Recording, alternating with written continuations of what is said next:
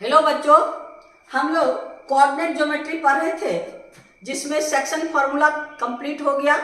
अब हम लोग इक्वेशन ऑफ स्ट्रेट लाइन का एक्सरसाइज बनाएंगे। इसका हम बेसिक कॉन्सेप्ट आपको दे दिए हैं। इक्वेशन ऑफ स्ट्रेट लाइन का बेसिक कॉन्सेप्ट पूरा देख लीजिएगा, स्किप करके नहीं देखिएगा। अगर बढ़िया से देखिएगा तो आपको ये एक्सरसाइज चुटकी में बन जाएगा, कहीं कोई प्रॉब्लम। यहाँ कोई आपको बोले ना मल्टीप्लीकेशन, कोई फॉर्मूला, कोई डिवाइड नहीं है, आप आसानी से बना सकते हैं। तो पहले सबसे पहले आप बेसिक कॉन्सेप्ट वाला वीडियो देख लीजिएगा। अब एक्सरसाइज में चलेंगे तो इक्वेशन ऑफ स्ट्रेट लाइन है, उसके लिए हम लोग क्या है, इक्वेशन बनाए हैं। सो यहाँ पर सबसे पहले हम लोग क्या करेंगे, आपका इंक्लिनेशन क्या है, इंक्लिनेशन इक्वल टू थीटा है ना। स्लोप, स्लोप और ग्रेडियंट दोनों एक ही चीज है। m equal to tan theta. अब इसके बाद आपका क्या है, इक्वेशन। इक्वेशन के लिए आपको बताए number 1 y equal to m x plus c. ये सब आपको कॉन्सेप्ट प्रूव कर दिए हैं। इसमें क्या क्या रहेगा, इसमें गिवन रहेगा m, आपका m एंड c। अगर हमको स्लोप और y इंटरसेप्ट है तो हम लोग ये फॉर्मूला लगा के इक्वेशन बनाएंगे। सेकेंड नंबर आपके पास है y minus y1 equal to m into आपका x माइनस x1। इसमें आपको स्लोप और 1 पॉइंट यानी m एंड 1 पॉइंट, तब हम लोग इसको यूज करेंगे। थर्ड है आपका थर्ड है क्या, y minus y1 equal to y2 minus y1 by x2 minus x1 into x minus x1। ये इसमें ओनली 2 पॉइंट का coordinate passing through the point, 2 point. ये जितना है हम लोग सब प्रूव कर लिए हैं। अब हम लोग एक्सरसाइज में चलते हैं। ये इक्वेशन ऑफ स्ट्रेट लाइन आपका क्लास 10 का जो आईसीएसई सिलेबस का आपका बुक है एमएल अग्रवाल, चैप्टर 12 में है। चैप्टर 12 का एक्सरसाइज 12.1 हम लोग अभी करेंगे।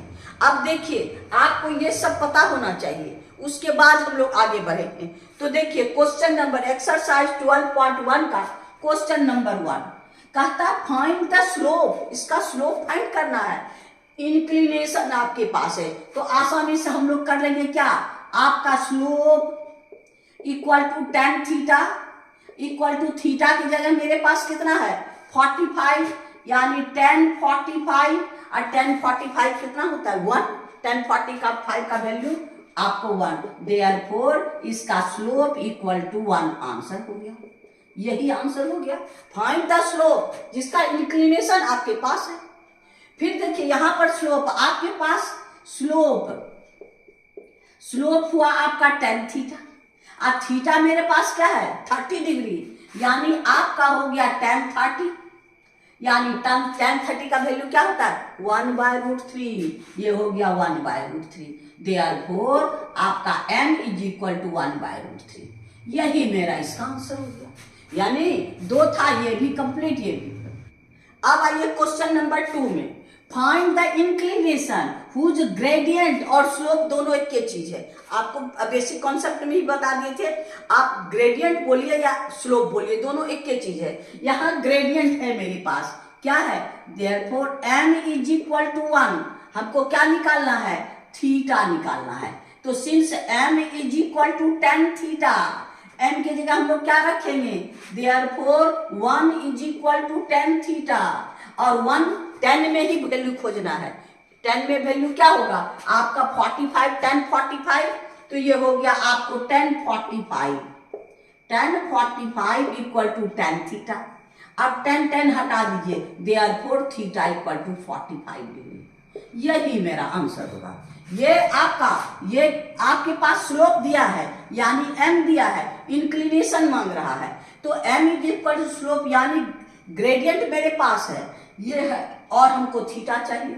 इसमें भी आपके पास क्या है, इसमें हमारे पास क्या है, ग्रेडियंट हम लोग को क्या है √3, यानी आपका m इज इक्वल टू √3, इसका मतलब m हो गया आपका tan थीटा और √3 का वैल्यू 10 में, tan 60, तो ये हो गया आपको tan 60, tan 60 यानी tan हटा दीजिए, आपका therefore theta equal to 60 degree. इसका इंक्लिनेशन कितना हो गया 60, एक आंसर ये हो गया। अब देखिए आपके पास क्या कहता है, यहां पर ग्रेडियंट 1/√3 है, यानी आपका m इज इक्वल टू 1/√3, यानी आपका m के लिए जगह tan थीटा इक्वल टू 1/√3, 10 में वैल्यू, तो tan 30 इक्वल टू 1/√3, तो यहां लिखिए इक्वल टू tan 30, tan हटा दीजिए, therefore theta equal to 30 degree. यही आंसर, इसका एक आंसर ये हो गया आपके पास, एक आंसर यहां हो गया, दूसरा आंसर ये हो गया। इसमें क्वेश्चन नंबर 2 में एक आंसर 45 डिग्री, दूसरा आंसर 60 डिग्री, तीसरा आंसर आपका 30, यानी ये आपका क्वेश्चन नंबर 2 कंप्लीट हो गया। अब आइए क्वेश्चन नंबर 3 में।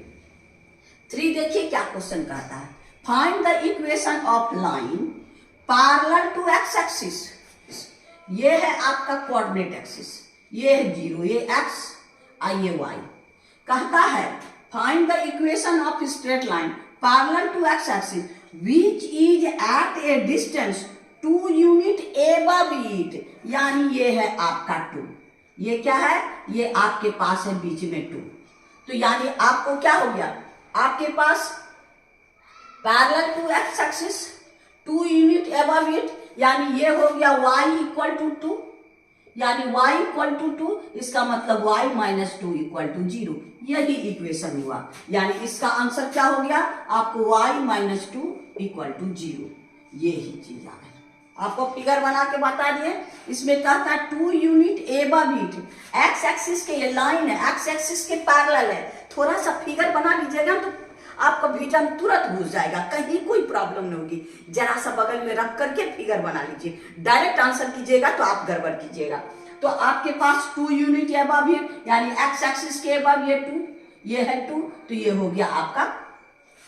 फिर कहता है 3 यूनिट बिलो इट, यानी इसका फिगर है आपके पास, दोनों एक्स एक्सिस के पैरेलल है, ये है, यानी 3 यूनिट, ये है आपका बिलो, यानी -3, -1, -2, -3, यानी y ये बिलो है, ये हो जाएगा, इसका कोऑर्डिनेट क्या होगा -3, यहां पर -3, तो इसका मतलब हो गया आपको y is equal to -3, therefore y plus 3 equal to 0, यही इक्वेशन हो जाएगा, है ना।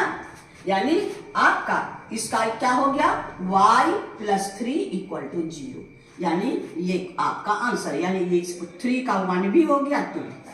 आइए क्वेश्चन नंबर 4 में कहता है find the equation of straight line parallel to y axis, यहाँ y एक्सिस के पैरेलल है, 4 का 1 में आपके पास ये है x, ये है y, ये है ओरिजिन। अब देखिए क्या कहता है, पैरेलल टू y एक्सिस के पैरेलल 3 यूनिट राइट साइड, यानी y एक्सिस के पैरेलल है और ये है 3, ये आपका y एक्सिस के पैरेलल और ये राइट साइड में है, तो इसका मतलब ये 3, यानी x ये हो गया 1 2 3 है, यानी x इक्वल टू 3, यानी x माइनस 3 इक्वल टू 0, यही इक्वेशन हो जाएगा। यानी फर्स्ट का क्या हो गया राइट साइड, इसका मतलब x, इसका answer x minus 3 equal to 0, ये चीज आंसर।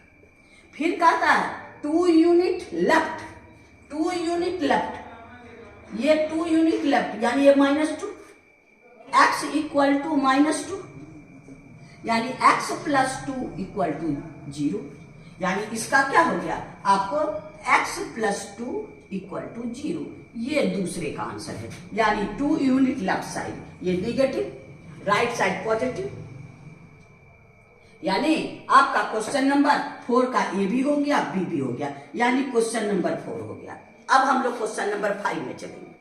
आइए क्वेश्चन नंबर 5 देखिए क्या कहता है, कहता है find the equation of straight line parallel to y axis passing through the point ये, x एक्सिस की, यानी आपका ये है क्वेश्चन नंबर 5, ये आया है आपका x एक्सिस, वाई एक्सिस। कहता है -3 पासिंग थ्रू -3, -1 -2 -3, ये हो गया -3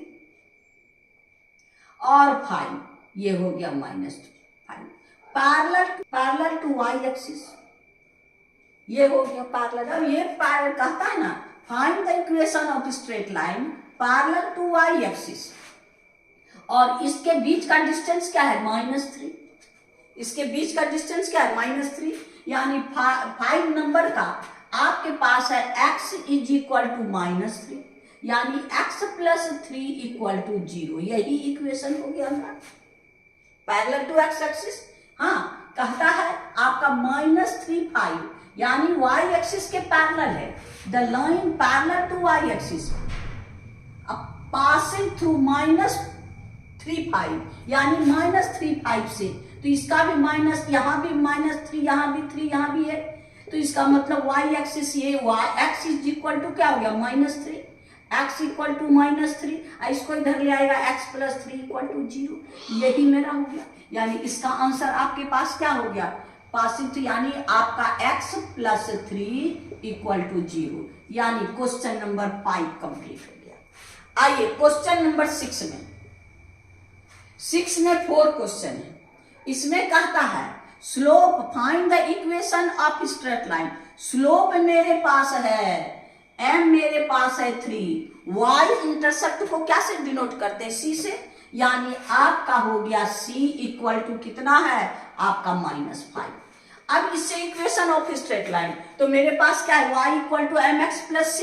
हम लोग क्या फॉर्मूला, अगर m और c मेरे पास है तो y equal to mx plus c, m के जगह स्लोप के जगह, यानी आपका y इक्वल टू 3x -5, बस यही आंसर हो गया।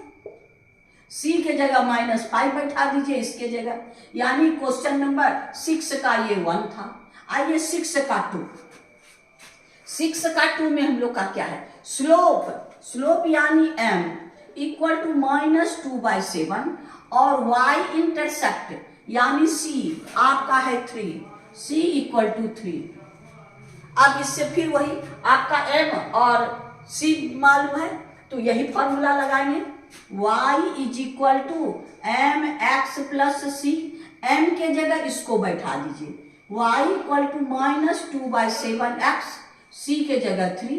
अब यहाँ फ्रैक्शन है तो क्या करना होगा, एलसीएम लेना होगा, यानी बाय 1 y इक्वल टू ये हो गया 7, ये हो गया -2x प्लस 21, क्रॉस मल्टीप्लाई कर दीजिए, यानी 7y equal to -2x plus 21, और सबको x निगेटिव है पॉजिटिव कर दीजिए इधर, यानी आपका 2x plus 7y -21 equal to 0, यही मेरा आंसर होगा। क्वेश्चन नंबर आपका 6 का 3 में, यहाँ ग्रेडियंट आपके पास क्या है √3, यहाँ पर 6 का 3, ग्रेडियंट और स्लोप दोनों बोले एक ही चीज है, यानी m इज इक्वल टू √3 और आपके पास c मेरे पास कितना है आपका ग्रेडियंट √3 और ये -4/3, यानी c इक्वल टू -4/3।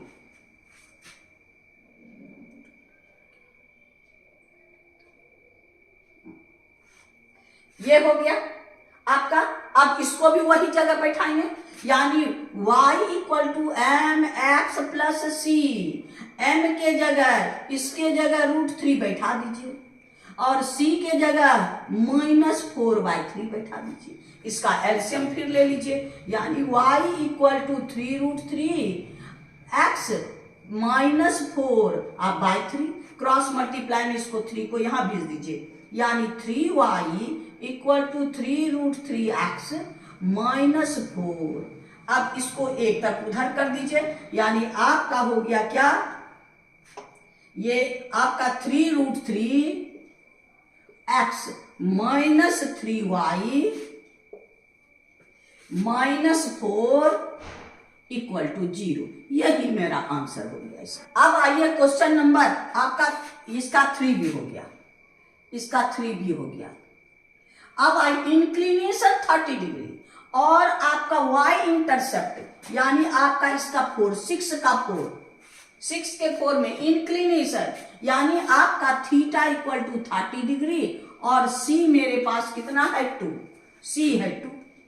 यहां थीटा दिया है, इंक्लिनेशन दिया है। y इक्वल टू आपका क्या है m x plus c, m क्या है tan थीटा, यानी y equal to tan theta, यानी tan 30 x प्लस आपका c के जगह 2, tan 30 का वैल्यू √3, यानी y इक्वल टू tan 30 का वैल्यू 1/√3, यानी y equal to 1/√3x plus 2। LCM ले लीजिए, यानी आपका हो गया क्या y equal to x plus 2√3/√3, और √3 को इधर कर दीजिए, यानी आपके पास क्या हो गया √3y equal to x plus 2√3। अब इसको उधर कर दीजिएगा तो क्या हो गया x माइनस √3y और x minus √3y plus 2√3 equal to 0। यही मेरा आंसर हो जाएगा। तो नंबर 6 का 1 का आंसर मेरे पास ये है। क्वेश्चन नंबर 6 का 2 का आंसर मेरे पास ये है। क्वेश्चन नंबर आपका 3 का आंसर आपके पास, क्वेश्चन नंबर 3 का आंसर ये है, और क्वेश्चन नंबर 4 का आंसर आपके पास ये है। यानी क्वेश्चन नंबर हम लोग का 6 कंप्लीट हो गया। अब आते हैं हम लोग 7 में। आइए क्वेश्चन नंबर हम लोग 7 में चलते हैं। 7 में इक्वेशन मेरे पास है, उससे स्लोप और वाई इंटरसेप्ट मांग रहा है।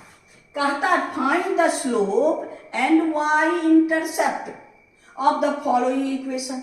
इसमें भी आपको 6 क्वेश्चन है। आइए क्वेश्चन नंबर 7 का 1 में क्या कहता है, x minus 2y minus 1 equal to 0। इसमें y वाला टर्म को छांट लेना है। y यहाँ क्या है निगेटिव, तो इधर ले जाइए पॉजिटिव, यानी x minus 1 is equal to 2y, यानी 2y इक्वल टू आपका x माइनस 1। अब y is equal to x minus 1/2, यानी y equal to half x minus 1/2। अब हमको क्या कहता है y equal to equation mx plus c, यानी m is equal to half और c is equal to minus half. यही मेरा आंसर होगा। बस इतने ही तो हम लोग जूनियर सेक्शन में बनाए। Find the slope and y intercept. Equation का पहले हम लोग y को छांट लेते हैं, y को छांट करके इक्वेशन निकालते हैं। उसमें x के कोफिशिएंट हो गया आपका slope and the constant term is c। अब आपका क्वेश्चन नंबर 2 देखिए। 2 आपके पास है क्या 4x minus 5y, 4x minus 5y minus 9 equal to 0। 4x minus 5y minus 9 equal to 0। फिर इसमें y को छाटेंगे, y निगेटिव है तो इधर भेज दीजिए, यानी 4x minus 9 equal to 5y, यानी 5y equal to 4x minus 9। अब 5y equal to 4x minus 9 अब बाय 5, तो ये हो गया y equal to 4x by 5 minus 9/5। अब हमको क्या हो गया m ये और c ये, therefore m equal to 4/5 and c equal to minus 9/5। यही मेरा आंसर होगा। यानी क्वेश्चन नंबर ये भी हो गया। अब आइए क्वेश्चन नंबर 3 में, नंबर 7 का 3 में मेरे पास है 3x plus 5y, 3x plus 5y plus 7 equal to 0। यहाँ पर ये क्या है पॉजिटिव, y पॉजिटिव है, ये दोनों को उधर करते हैं, यानी 5y equal to minus 3x minus 7। तो y equal to minus 3x minus 7/5, तो हो गया y equal to minus 3/5 x और माइनस 7/5। अब m इक्वल टू इतना और c इक्वल टू इतना, therefore m equal to minus 3/5 and c is equal to minus 7/5। यही मेरा आंसर होगा। ये हो गया आपका 3। अब आइए 4 में। 4 देखिए मेरे पास क्या है। 4 में इक्वेशन है x/3 plus y/4 is equal to 1। इसको हम लोग y को छांट लेंगे तो आपका क्या हो गया, y/4 is equal to 1 minus x/3, यानी हो गया, एलसीएम ले लीजिए, 3 माइनस x/3। अब क्रॉस मल्टीप्लाई में y इज इक्वल टू आपका 4 इंटू 3 माइनस x/3, यानी ये हो गया ये 12 माइनस 4x/3, यानी आपका y equal to 12/3 minus 4/3x। x को आगे कर लेंगे, यानी x का कोफिश, इसको हम लोग क्या लिख सकते हैं, माइनस 4/3x प्लस 12/3, यानी y is equal to minus 4/3x plus 12/3। ये 12 ये हो गया 4, यानी ये हो गया 4, तो ये हो गया आपको m, therefore m equal to minus 4/3 और आपका c इज इक्वल टू 4, ये 4, यानी यही मेरा आंसर होगा। यानी क्वेश्चन नंबर हम लोग के पास क्या है, ये आपका 7 का नंबर 4 भी हो गया। अब आइए क्वेश्चन 5 में। आइए क्वेश्चन नंबर 7 का 5 है y माइनस 3 इक्वल टू 0, यानी y इक्वल टू 3 हो गया। आपको इसमें स्लोप और y इंटरसेप्ट मांग रहा है।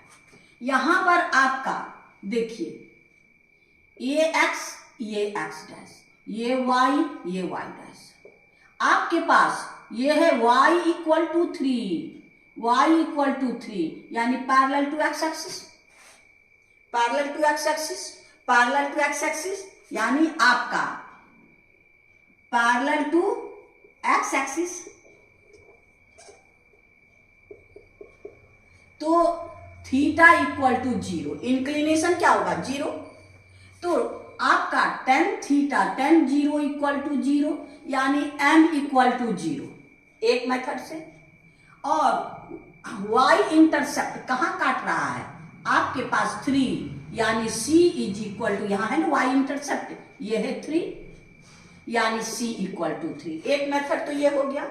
x equal to m, slope m है। और दूसरा हम लोग क्या करेंगे, देखिए इसको इस मेथड से y इक्वल टू 3 को क्या लिख सकते हैं, y equal to 0x plus 3, y equal to 0x plus 3, ये डायरेक्ट हो जाएगा m इक्वल टू 0 और c इज इक्वल टू आपका 3।